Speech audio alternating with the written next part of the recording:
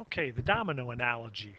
Um, let's say we're going to be playing with dominoes, much like I did when I was a child. I don't know if I ever played the game dominoes, but I played with dominoes quite a bit, where we'd set up rows of them and in a line and try to come up with the creative process to knock all the dominoes down. And sometimes you take too tight of a corner, and a domino misses the next domino, and you have to go back and reset.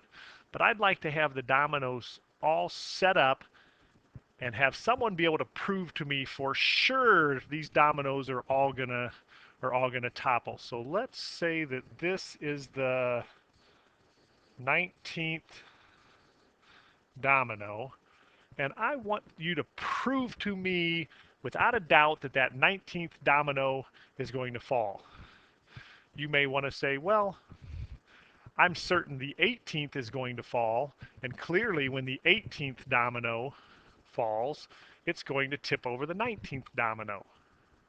But then, of course, my next question would be, how are you so certain the 18th domino is going to fall?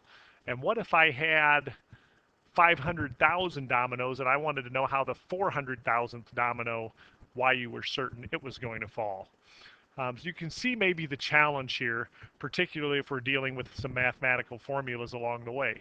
So one process we could do is we could say, well, I guess we better make certain that the first domino in the stack is going to be tipped over.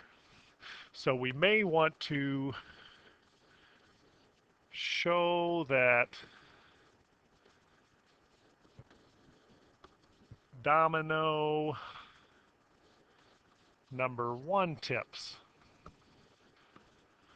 And then we could say, well, if domino 1 tips, that causes 2 to tip. And if 2 tips, that causes 3 to tip.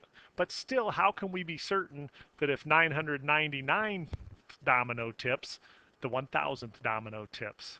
So what we might do then is say, well, if the number 1 domino tips, I can at least assume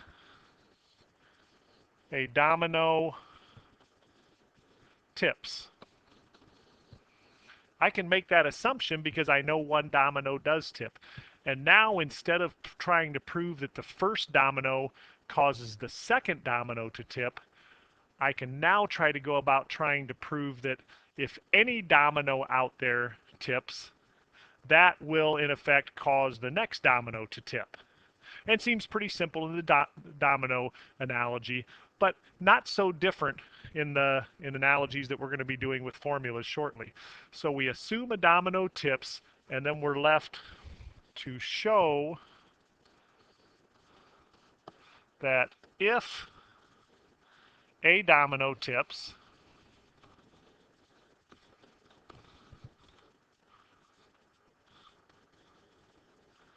then the following domino will tip as well.